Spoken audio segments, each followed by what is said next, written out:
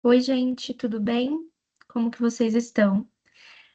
Ontem, na aula de Direito Civil, pelo que me disseram, vocês fizeram uma aula invertida, né? Para aprender sobre fatos e negócios jurídicos. E aí, hoje eu vou fazer uma revisão com vocês sobre aquilo que vocês aprenderam, tá bom? Então, vamos começar.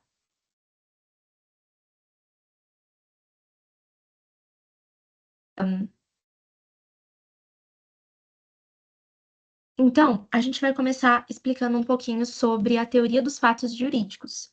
O que é um fato jurídico? É basicamente todo acontecimento, que pode ser um acontecimento natural ou humano, que produz efeitos jurídicos ao criar, modificar, resguardar ou extinguir direitos.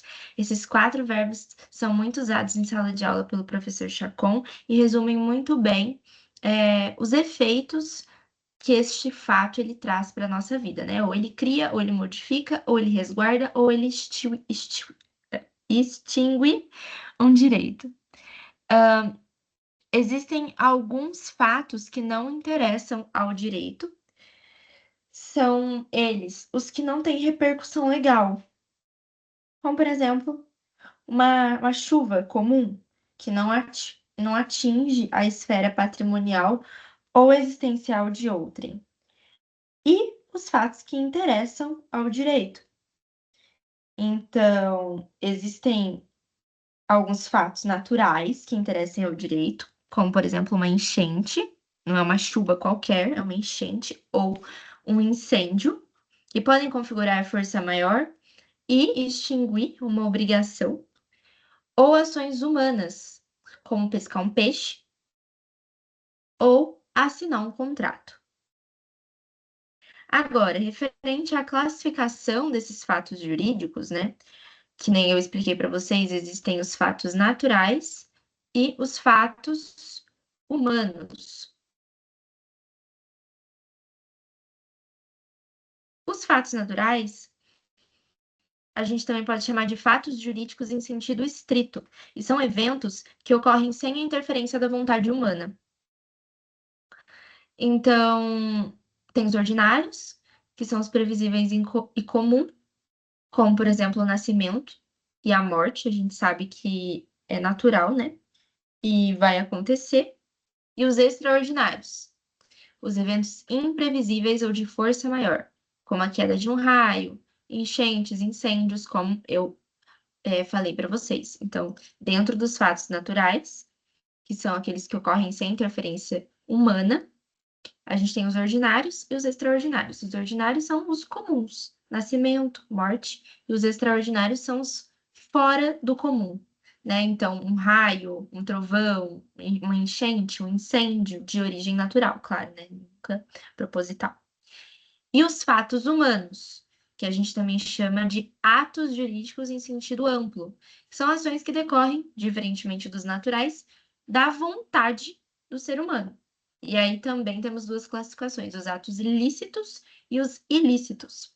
Os lícitos são aqueles em conformidade, que estão dentro do nosso ordenamento jurídico, como, por exemplo, a assinatura de um contrato.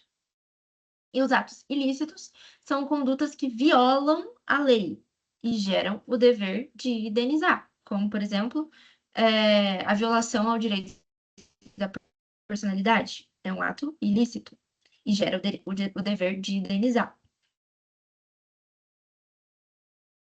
Agora, a diferença entre ato lícito e ato jurídico. Em muitas situações, a autonomia limita-se à decisão de praticar o ato, enquanto as consequências já estão rigidamente pré-determinadas pelo legislador. Então, aqui a gente tem a definição de ato ilícito é o ato onde há intenção do agente, mas o efeito é pré-determinado na lei. Já o ato jurídico, o ato sozinho daquele agente, ele produz um efeito legal, independentemente da intenção ou consciência do agente. Como, por exemplo, aqui, ó, para vocês entenderem a intenção do agente, mas o efeito é pré-determinado na lei. Reconhecimento de paternidade. Então, O efeito está predeterminado na lei. Se você faz um exame de DNA, a lei já diz que haverá o reconhecimento da paternidade, né? Porque o exame de DNA, ele, por si, entendeu que o pai é o pai. Então, a intenção do agente, muitas vezes, em ter o reconhecimento daquela paternidade, mas o efeito daquilo já está predeterminado na de ato jurídico, é encontrar um tesouro.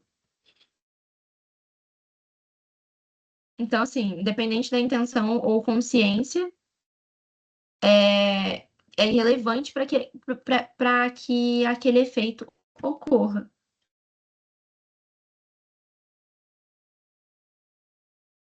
Como, por exemplo, encontrar um tesouro.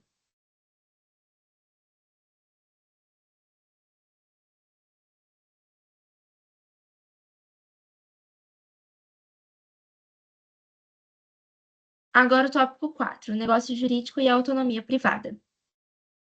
O negócio jurídico é a expressão máxima da autonomia privada. Ele permite que os indivíduos criem normas próprias para gerir seus interesses, desde que respeitados os limites legais. E aí a gente vai ver as 4 finalidades do negócio jurídico. A primeira é a aquisição, que é quando a gente busca, através daquele negócio jurídico, um direito.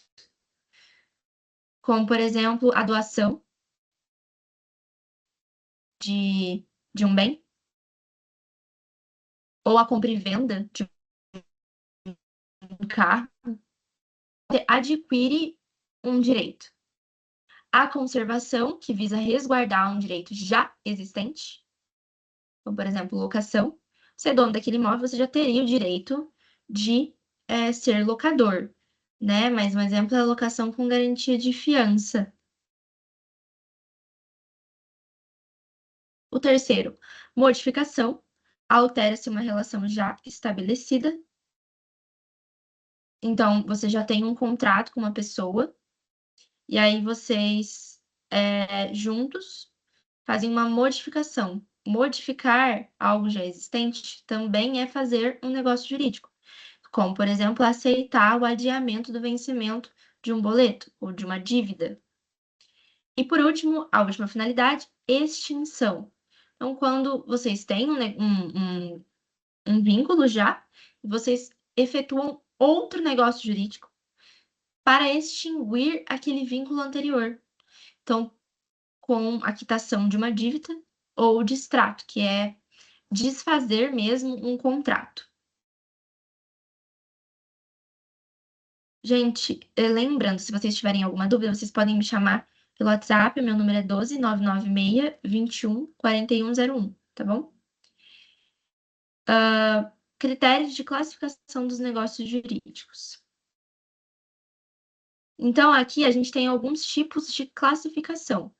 O primeiro deles, o número de declarantes, que pode ser unilateral, de vontade de uma só das partes, como, por exemplo, um testamento. Eu vou lá e deixo um testamento, é de minha vontade, mas atinge outras pessoas. Por isso que a gente chama de negócio jurídico, porque é unilateral, porque foi de minha vontade, mas atinge outras pessoas. Bilateral, quando as duas partes têm que aceitar, como, por exemplo, um contrato de compra e venda ou um contrato de doação.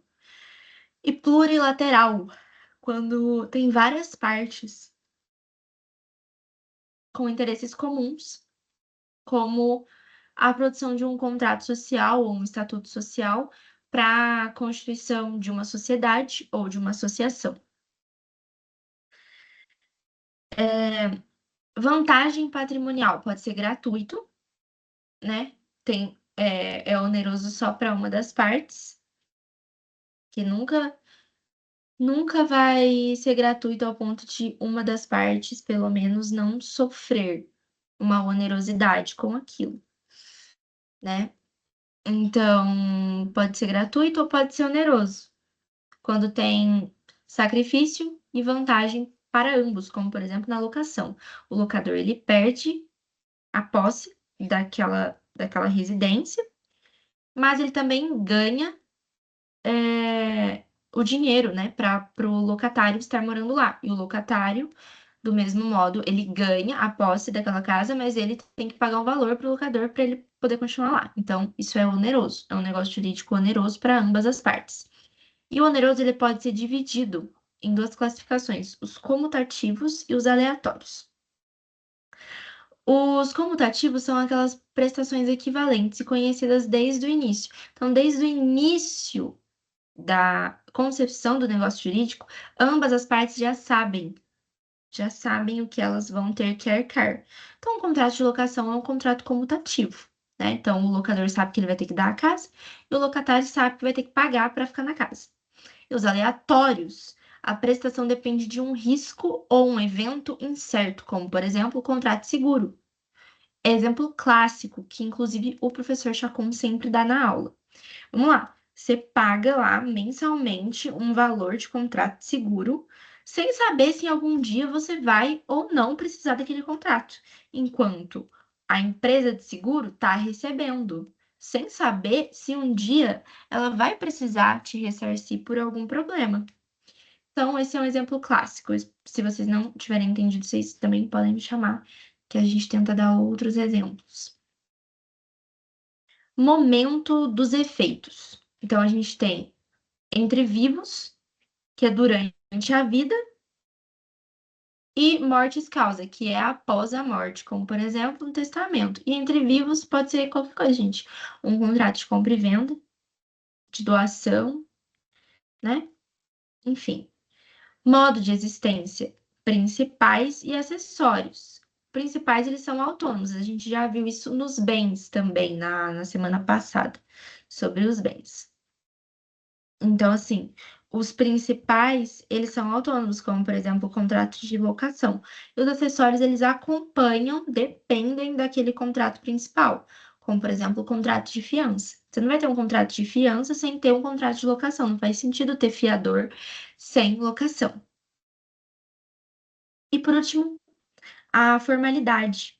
Então, podem ser solenes ou formais, que é uma forma exigida pela lei, está na lei como deve ser feito aquele negócio jurídico, como, por exemplo, a escritura pública de imóveis, ou não solenes, também chamados de livres, que é quando tem a forma livre, né? Não está prescrito em lei, como, por exemplo, a compra de um bem móvel, que pode ser efetuado um contrato ali pelo advogado.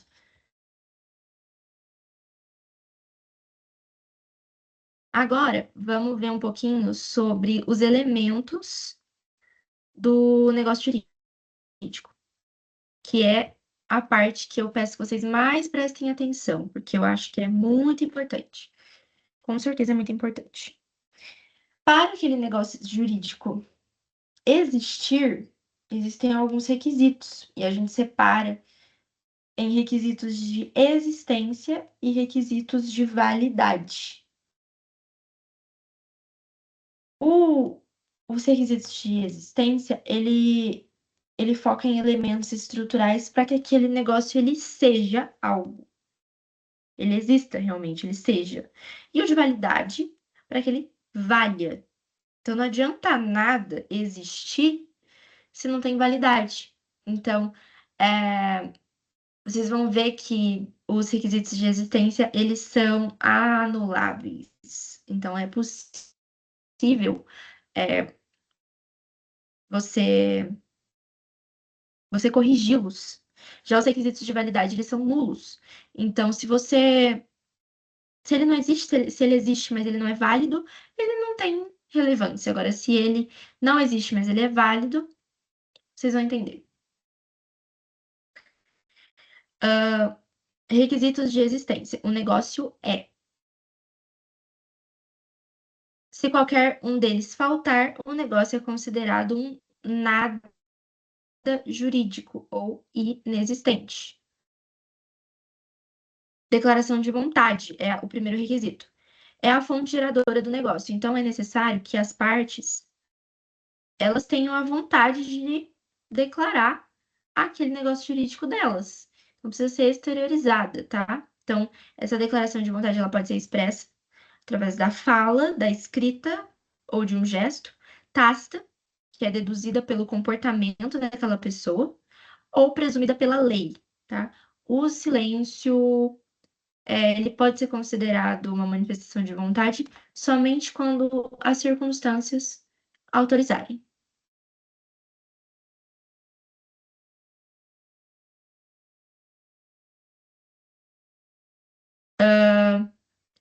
Agora, segundo requisito, finalidade negocial.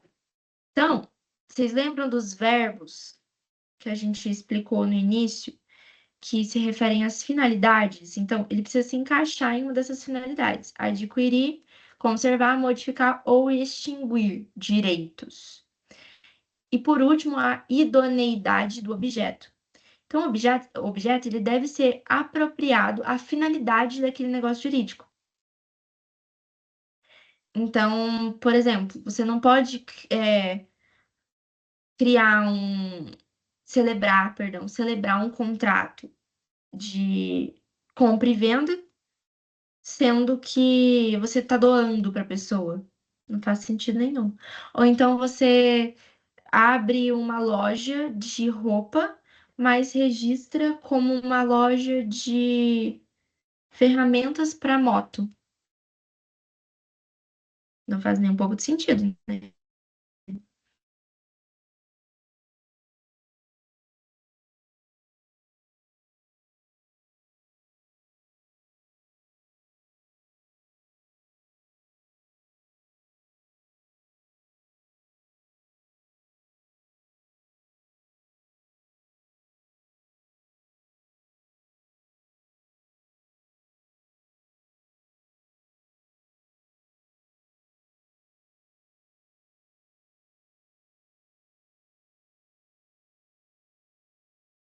E é isso, gente. Agora vamos para os requisitos de validade. Então, primeiro é o negócio depois o negócio vale.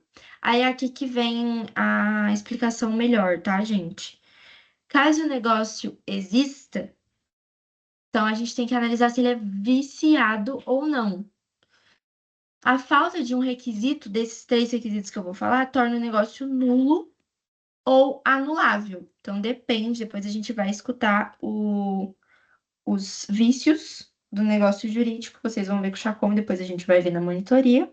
E aí vocês vão saber quais que são nulos e quais que são anuláveis. Basta vocês saberem agora que o negócio tem que existir. Se ele nem existir, não tem o que fazer.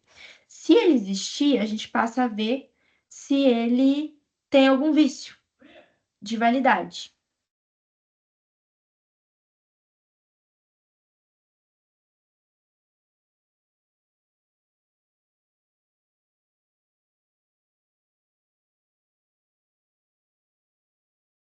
Aí, ok. Capacidade do agente é o primeiro requisito. Tem que ser uma capacidade.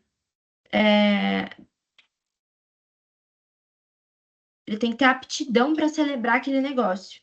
Então, tudo bem, às vezes ele pode até ser relativamente incapaz, mas ele precisa ser devidamente representado, tá? Se for celebrado por um absolutamente incapaz, lembrando do efeito jurídico, é nulo. Se for praticado por relativamente incapaz sem assistência, é anulável. Então, é necessário que o agente seja plenamente capaz para ele fazer aquilo sozinho. Senão, ou vai ser nulo ou vai ser anulável. O segundo requisito: objeto lícito, possível, determinado ou determinável. Lícito não pode contrariar a lei, a moral ou os bons costumes. Então, não pode ser ilícito, né, gente?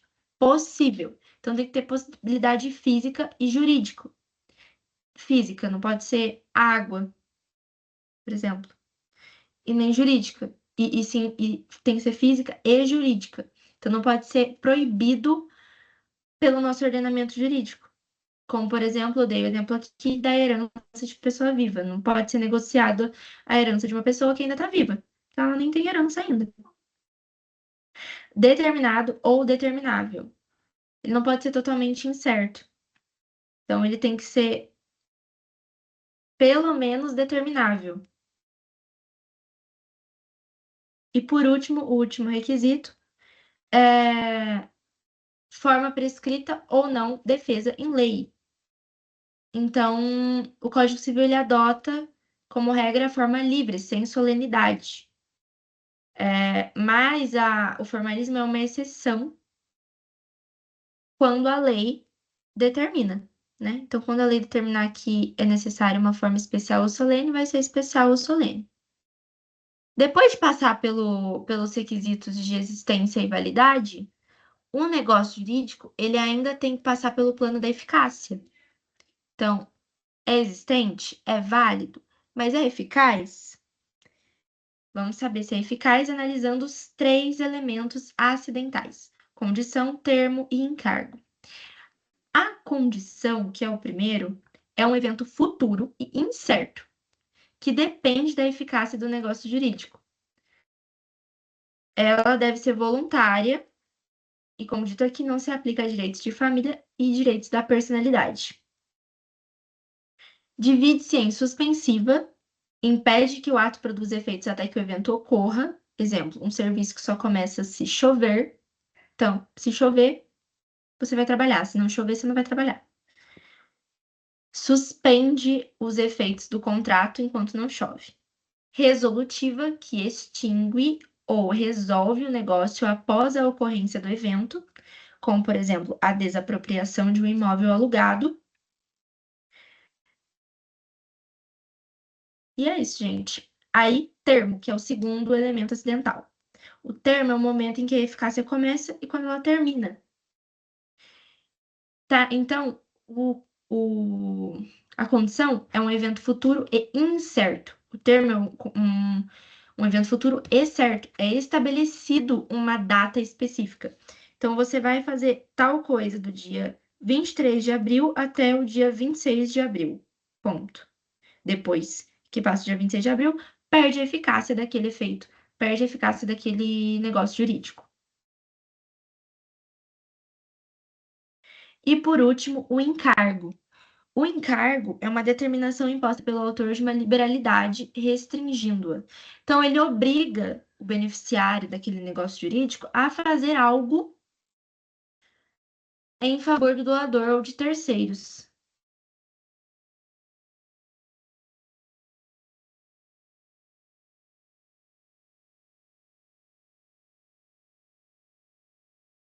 Então, é isso. Então, o cumprimento do encargo ele é obrigatório e essencial para que aquele negócio jurídico ele produza efeitos. Gente, eu vou fazer aqui com vocês. Deixa eu só anotar as respostas, porque eu não anotei.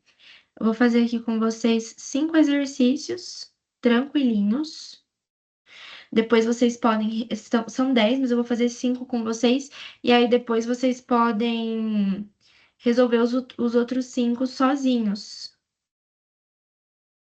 Eu acho que vai ser ótimo para vocês treinarem. Deixa eu só anotar.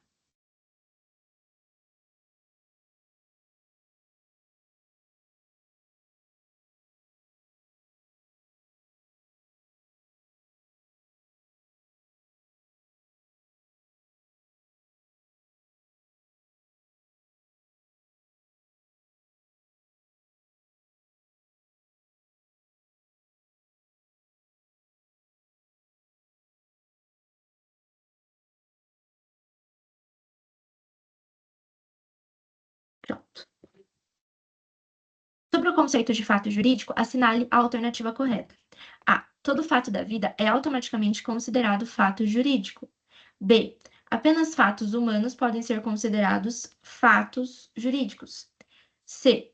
Fato jurídico é todo evento que produz efeitos jurídicos independentemente de previsão normativa. Letra D. Fato jurídico é o evento que, ao corresponder ao suporte fático de uma norma, gera efeitos jurídicos. E letra E. Apenas atos ilícitos são considerados fatos jurídicos. Pausem para responder que eu já vou dar o gabarito agora. E o gabarito é a letra D, que resume muito bem o conceito de fato jurídico. Fato jurídico é o evento que, ao corresponder ao suporte fático de uma norma, então tem que estar previsto numa norma, gera efeitos jurídicos. Então, né, tem aqueles requisitos gerando efeitos jurídicos, requisitos de existência e requisitos de validade. 2. O nascimento e a morte são considerados fatos jurídicos naturais ordinários. Certo ou errado? Certo, gente. São considerados fatos jurídicos naturais ordinários. São comuns. E os extraordinários também não dependem da vontade humana, também são naturais, mas eles são fora do comum, né? Então, por exemplo, uma enchente, um incêndio. 3. A respeito dos fatos naturais extraordinários, assinale a alternativa correta. A. São eventos previsíveis e controláveis pela vontade humana. B. Não produzem efeitos jurídicos. C. São eventos imprevisíveis que podem influenciar relações jurídicas, como caso fortuito ou força maior. D. São sempre decorrentes de atos ilícitos. E E. Dependem da intenção do agente para gerar efeitos. E a resposta, gente, é a letra C. São efeitos imprevisíveis que podem influenciar relações jurídicas, como caso fortuito ou força maior. Inclusive, sendo caso fortuito ou força maior, pode retirar o dever de indenizar, né? A letra A está errada porque não são controlados pela vontade humana e são imprevisíveis. A B está errada porque produzem efeitos jurídicos. A D não são decorrentes de atos ilícitos. E a E não depende da intenção do agente para gerar um efeito. 4. Sobre os atos jurídicos em sentido estrito, assinale a alternativa correta. A. Permitem ampla liberdade de estipulação de efeitos pelas partes. B. Produzem efeitos definidos livremente pela vontade das partes. C. São irrelevantes para o direito civil. D. Seus efeitos são previamente estabelecidos pela lei, cabendo à vontade apenas desencadeá-los. E E. Dependem sempre de duas ou mais vontades. A alternativa correta é a alternativa letra D. Seus efeitos são previamente estabelecidos pela lei, tem que já estar estipulado, cabendo à vontade apenas desencadeá-los. A vontade é apenas um pontapé, o primeiro requisito de existência para esses atos jurídicos em sentido estrito. Por último, nos simples atos jurídicos, os efeitos independem da intenção do agente. Certo, gente? Independe da intenção do agente, um simples ato jurídico. E é isso. Agora, o 6, o 7, o 8, o 9 e o 10. Eu até poderia fazer, mas eu vou deixar para vocês fazerem sozinhos em casa. Anotem aí a resposta e depois vocês olhem o gabarito que está no, no grupo que eu mandei da monitoria. Eu estou no grupo da monitoria. Eu sei que muitos de vocês não estão no grupo da monitoria. Até recomendo que vocês entrem, porque lá a gente sempre manda o material. Tem o link no Drive, mas lá eu acho que fica mais fácil de vocês saberem de quando que é, né? As aulas certinho. É, E é isso, gente. Qualquer dúvida, entre em contato comigo. Quem não está no grupo, meu número é 12996214101. Qualquer dúvida referente à matéria, podem me mandar, referente à prova. E é isso, fico à disposição de vocês, tá bom? Muito, muito obrigada e até a próxima.